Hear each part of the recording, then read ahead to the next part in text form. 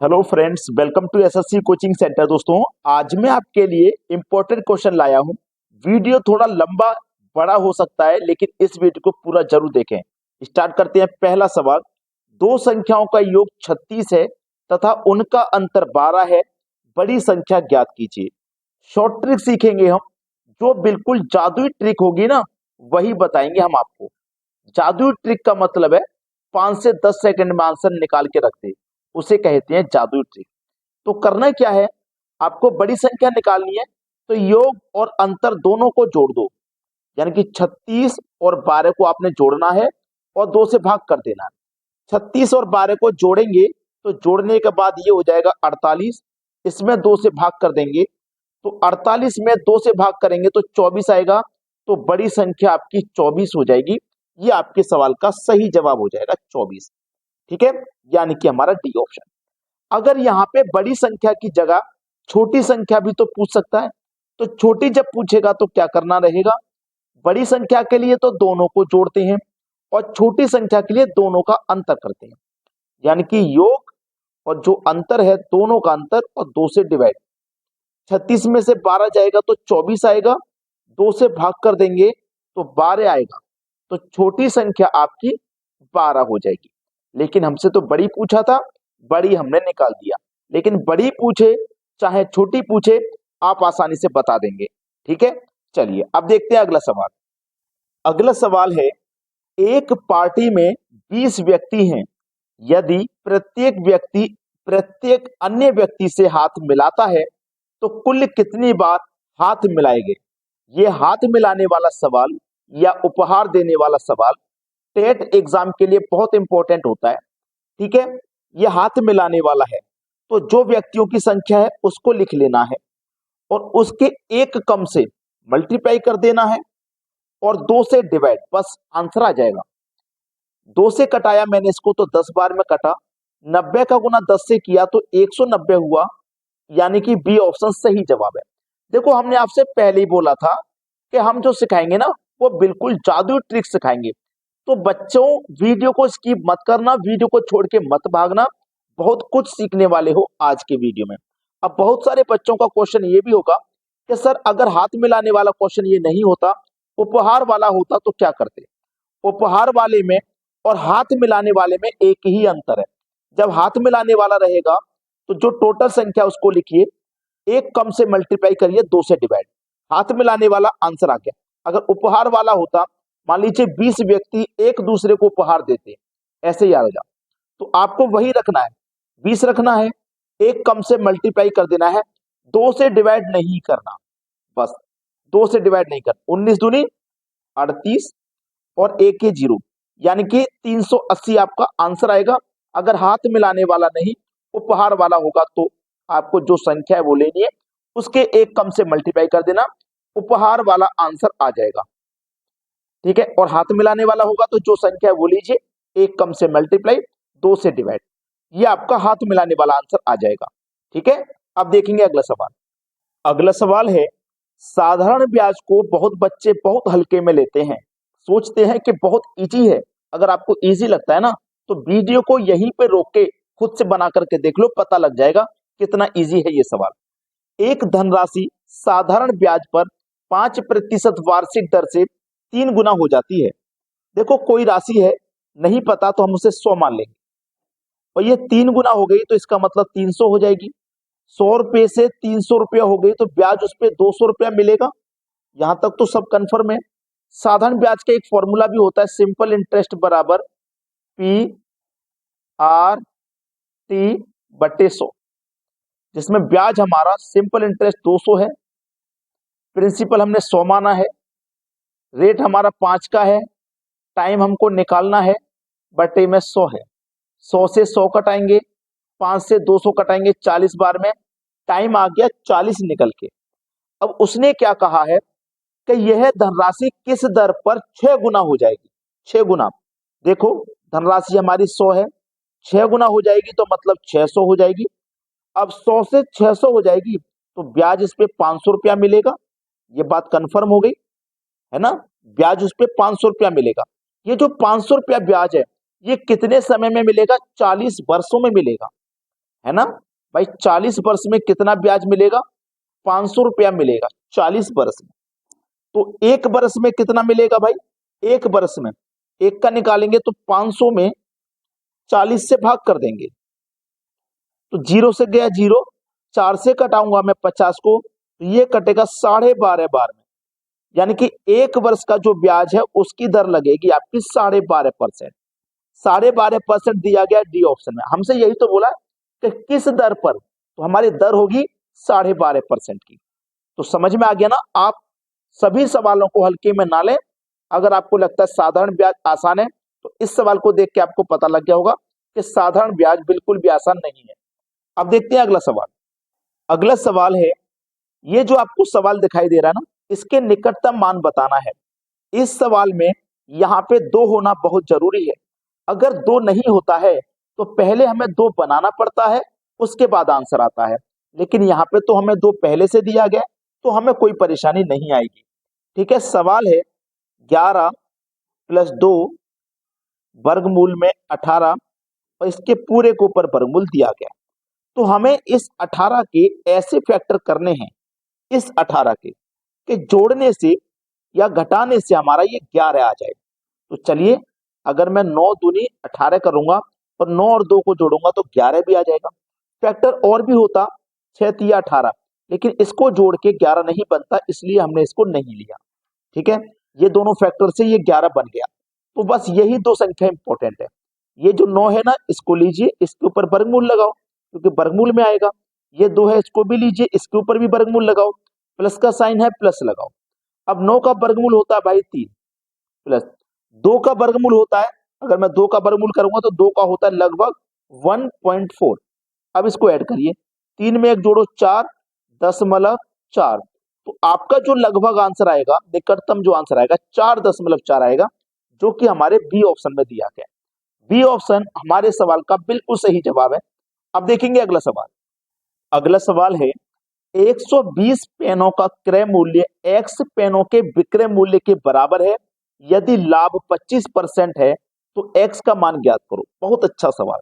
देखो, 120 पेनों का क्रय मूल्य यानी कि कॉस्ट प्राइस, x पेनों के विक्रय मूल्य यानी कि सेलिंग प्राइस है ना, सेलिंग प्राइस के क्या है, बराबर है। चलिए, इधर कॉस्ट प्राइस ऐसा ही रहेगा, मैं सेलिंग प्राइस को इधर लाऊंगा तो कॉस्ट प्राइस के बटे में सेलिंग प्राइस आ जाएगा। एक्स इधर ही रह गया ना भाई, सेलिंग प्राइस आ गया तो एक्स इधर ही रह गया। अब 120 को इधर लाऊंगा तो एक्स के बटे में आ जाएगा 120। ठीक है, चलिए अब समझना प्रश्न को। मेरे हिसाब से हमारे पास जो लाभ है ना वो 25% का है। हमारे पास जो लाभ है 25% का, 25% की फ्रैक्शन वैल्यू 1/4 होती है, आपको पता है। अब मेरा 4 कॉस्ट प्राइस सीपी है, तो 4 की चीज पर 1 का प्रॉफिट, यानी कि 4 की चीज पे 1 का प्रॉफिट है, यानी कि सेलिंग प्राइस फिर मेरा कितना हो जाएगा भैया, 5 हो जाएगा। 4 की चीज को 5 में बेचूंगा तभी तो 1 रुपए का प्रॉफिट होगा मुझे। क्लियर है ना इतनी बात? चलिए, मेरा सेलिंग प्राइस कितना है, ये जो सेलिंग प्राइस है नीचे दिया गया ना सेलिंग प्राइस, तो सेलिंग प्राइस मेरा 5 है, नीचे रखूंगा। ऊपर कॉस्ट प्राइस है, कॉस्ट प्राइस मेरा कितना है, 4 है, ऊपर रखूंगा। अब देखो, ये 5 की वैल्यू 120 है, कितने गुना पर है, आप कहेंगे सर 24 गुना पर है। जब सेलिंग प्राइस 24 गुना है तो कॉस्ट प्राइस भी 24 गुना होगा। ठीक है, तो 24 चौके 96, 96। तो एक्स की वैल्यू कितनी हो जाएगी, एक्स की वैल्यू हो जाएगी 96, यानी कि डी ऑप्शन हमारे सवाल का बिल्कुल सही जवाब हो जाएगा। समझ में आ गया ना सभी को? अब देखेंगे अगला सवाल। अगला प्रश्न है, ताश की गड्डी से इक्का निकालने की प्रायिकता हो सकती है, इनमें से कोई एक। देखिए, ताश की गड्डी में कितने पत्ते होते हैं, आप कहोगे सर 52। 52 में से आप एक पत्ता निकालोगे, इक्का। इक्का निकालो, चाहे कोई भी पत्ता निकालो, निकालोगे तो एक। ठीक है, आपने एक पत्ता निकाल लिया। समझिएगा प्रश्न को, ताश की गड्डी में से आपने इक्का निकाला या कोई और पत्ता निकाला। अब सबसे पहले जरूरी बात तो ये है कि आपने इक्का निकाला, तो इक्का कितने होते हैं, 4। अगर आप बादशाह निकालोगे, बादशाह कितने होते हैं, 4। समझना मेरी बात को, यानी कि आपको ये पता है कि ताश की गड्डी में प्रत्येक पत्ता 4 होता है। ये तो बात क्लियर है। अगर आप इक्का निकालोगे तो इक्का कितने होते हैं, 4, जिसमें से एक निकालोगे अब उस एक को कौन से को निकालोगे वो नहीं पता। इक्का कितने होते हैं टोटल 4, कितने में से 52 पत्तों में से 4 इक्के होते हैं। इसकी प्रायिकता पूछिए, 4 एक कम 4, 4 से कटाओगे 52 को तो 13 बार में कटेगा, तो 1/13 प्रायिकता हो सकती है, यानी कि डी ऑप्शन हमारे सवाल का बिल्कुल सही जवाब होगा। ठीक है, अब देखते हैं अगला सवाल। अगला प्रश्न है, ताश की गड्डी से फेस कार्ड निकालने की प्रायिकता यानी कि संभावना क्या है।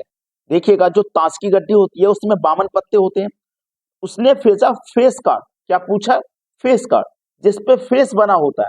तो फेस हमारा कौन से कार्ड पे बना हुआ होता है वो आपको मैं समझाता हूं। देखो 2, 3 ऐसे ही कहां तक पत्ते होते हैं हमारे 10 तक होते हैं, जिन पे किसी का भी फेस नहीं होता, किसी का नहीं होता ना। एक इक्का होता है जिसपे ए बना होता है, उस पे भी किसी का फेस नहीं होता। लेकिन आपने देखा होगा किंग होता है, क्वीन होती है, जिसके हम गुलाम कहते हैं, ये होता है। तो ये 3 कार्ड ऐसे होते हैं जिन पे फेस बना होता है, राजा महाराजाओं की तस्वीर होती है जिन पे फेस बना होता है। तो देखो किंग के भी 4 कार्ड होते हैं, क्वीन के भी 4 होते हैं, इसके भी 4 होते हैं। तो ये फेस कार्ड टोटल 12 होते हैं हमारे, हमारे फेस कार्ड टोटल 12 होते हैं। कितने में से, वही 52 पत्तों में से, वही 52 पत्तों में से होते हैं। तो भाई कटा लीजिए ना, 4 से कटेगा 3 बार में, 4 से कटाइए 13 बार में। तो 3 के बटे में 13 किस ऑप्शन में है, 3 के बटे में 13 सी ऑप्शन में है, यानी कि सी ऑप्शन आपके सवाल का बिल्कुल सही जवाब है। समझ में आ गया सभी को। अब देखेंगे अगला प्रश्न। अगला सवाल है, 4200 के गुणनखंडों की संख्या ज्ञात कीजिए। देखो 4200 संख्या है, 4200, तो इसको आप क्या लिख सकते हैं, 42 गुने 100 ही तो लिखेंगे। ठीक है, अब इस 42 के गुणनखंड क्या है भाई, यानी कि 42 के गुणनखंड आप क्या जानते हैं, 6 सत्ते 42, और ये जो 100 है इसके गुणनखंड क्या होंगे भाई, 100 के गुणन क्या होते हैं 25 गुने 4, तो 25 को लिख सकता हूं मैं 5 का स्क्वायर, 4 को लिख सकता हूं 2 का स्क्वायर। ठीक है, 25 चौक के 100 होता है, 25 को लिखा 5 का स्क्वायर, 2 को लिखा 4 को लिखा 2 का स्क्वायर। अब देखो ये 6 है, 6 को भी हम क्या लिख सकते हैं, 2 गुने 3 लिख सकते हैं, है ना। अब देखो 1 2 मेरा ये रहा और 2 की पावर 2 ये रहा, तो टोटल कितना हो गया, 2 की पावर 3 हो गया, 2 की पावर 3 हो गया। 3 एक ही है पूरे फैक्टर में, तो 3 की पावर 1 हो गया। 7 एक ही है पूरे फैक्टर में, 7 की पावर 1 हो गया। 5 की पावर 2 है तो 5 की पावर 2 हो गया। और हमको जो मतलब है ना वो पावर से है, जो पावर हमारे पास है ना सब में एक एक जोड़ दो। जैसे पावर 3 है तो इसमें 1 जोड़ दो 4, यहाँ 1 है तो 1 में 1 जोड़ दो 2, यहाँ पे भी 1 है, 1 में 1 जोड़ दो 2, 2 है तो इसमें जोड़ दो 1 से हो जाएगा 3। ठीक है, 4 दूनी 8, 8 दूनी 16, 16 तिया 48। सवाल खत्म हो गया। गुणनखंडों की संख्या कितनी आई है 48, पहला ऑप्शन है सवाल का बिल्कुल सही जवाब। चलिए अब देखेंगे अगला प्रश्न। अगला सवाल है, 4 क्रमांगत विषम संख्याओं का योग 160 है, सबसे छोटी संख्या ज्ञात कीजिए। 4 संख्याएं बोली है ना, तो सबसे पहले 4 संख्याओं के लिए 4 जगह बना लीजिए। योग है 160, 4 संख्याओं का तो 4 से भाग करो, 4 चौकू 16, 1 ही 0 40। ये जो 40 आया है ना ये होती है बीच वाली संख्या। ठीक है, अब देखो 2 संख्या इधर से छोड़ दो, 2 इधर से छोड़ दो, तो बीच में आएगा इन दोनों के 40। अब ये विषम संख्याओं की बात है ना, तो 40 के बाद में विषम संख्या 41 और 41 के बाद में 43, 40 से पहले 39 और 39 से पहले 37। अब हमसे पूछा छोटी संख्या, तो इन चारों संख्याओं में छोटी संख्या कौन सी है आपकी, 37 है। तो 37 देखो किस ऑप्शन में है, बी ऑप्शन में है। बी ऑप्शन आपके सवाल का बिल्कुल सही जवाब है। चलिए अब देखेंगे अगला सवाल। अगला सवाल है, एक संख्या जब 22.5% घटती है तो 217 हो जाती है, संख्या ज्ञात करें। देखो 22.5% बोला है, अब 22.5% को चेंज करो, 2 का गुना 22 में करो 44, 44 में 1 जोड़ो 45, बटे में ये 2, 100% का मतलब बटे में 100, तो 100 का गुना 2 में हो जाएगा, तो यहाँ 200 आ जाएगा। 5 से कटा दो 9 बार में, और 5 से इसको घटा दो तो ये कटेगा 40 बार में।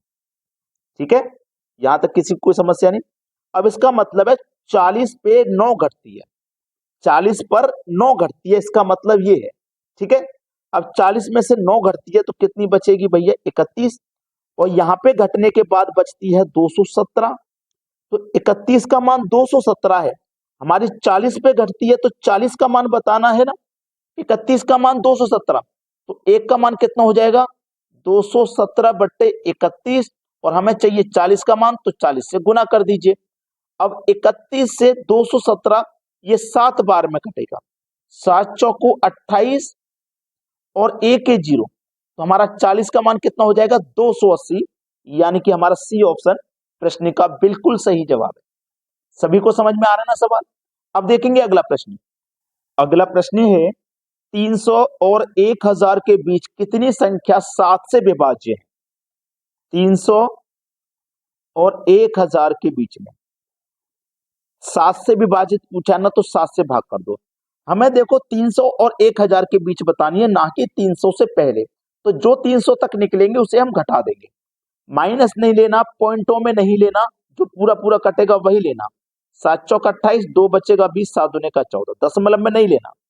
इसको घटाओ, 7 एकम 7, 3 बचेगा 30, 7 चौक 28, 2 बचेगा 20, 7 दूने का 14, यानी कि 1 से लेके 1000 तक 142 है और 300 तक 42 है, जिसकी जरूरत नहीं है। तो हम 142 में से 42 को घटा देंगे, बचेगा हमारे पास 100। तो 300 और 1000 के बीच में 100 संख्या ऐसी हैं जो हमारी 7 से पूरी पूरी विभाजित हो जाएगी, 100, यानी कि डी ऑप्शन प्रश्न का बिल्कुल सही जवाब है। चलिए अब देखते हैं अगला सवाल। अगला सवाल है 15 की पावर 23 प्लस 23 की पावर 23 को 19 से भाग देने पर शेष ज्ञात कीजिए। देखिएगा, a की पावर n प्लस b की पावर n, ठीक है, याद रखना मेरी बात को, a की पावर n और b की पावर n, यदि यदि हमारा जो n है अगर वो ऑड हो, ऑड का मतलब विषम है, यानी कि जो पावर है अगर वो विषम होती है, और यहाँ पे तो इत्तेफाक से विषम है दोनों जगह, अगर ये पावर हमारी विषम है तो ये पूरी संख्या a प्लस बी से भाग हो जाएगी, ये पूरी संख्या a प्लस बी से भाग हो जाएगी। तो a का मान हमारा 15 है, b का मान 23, a का मान 15 है, b का मान 23 है, दोनों को जोड़ेंगे 15 और 23 ये 38 हो जाएगा। तो इसका मतलब ये पूरी संख्या 38 से भाग हो जाएगी, 38 से, और 38 से भाग हो जाएगी तो इसका मतलब 38 के फैक्टर से भी हो जाएगी। तो 38 के फैक्टर होते हैं 19 दूनी 38, है ना। 38 का मतलब 19 से भी भाग हो जाएगी, 38 के फैक्टर से भी हो जाएगी, और देखो 19 से ही हम भाग दे रहे हैं। अब जब पूरी पूरी भाग हो जाएगी तो हमें शेष पता करने के लिए कहा है, जब कोई संख्या पूरी पूरी विभाजित हो जाती है तो उसमें 0 शेष बचता है, ठीक है, ये बात आप अच्छे से जानते हैं। तो मेरी तो सभी बच्चों से रिक्वेस्ट है कि जिस तरीके से मैं आपके लिए मेहनत कर रहा हूँ, वीडियो लेकर के आ रहा हूँ, अच्छे अच्छे क्वेश्चन, अच्छी अच्छी ट्रिक, तो उसके लिए मेरी मेहनत के लिए एक लाइक तो भाई आप कर ही सकते हैं। और जो बच्चे आपके कांटेक्ट में हैं, एग्जाम की तैयारी कर रहे हैं, उनके पास तक वीडियो को जरूर शेयर कर देना।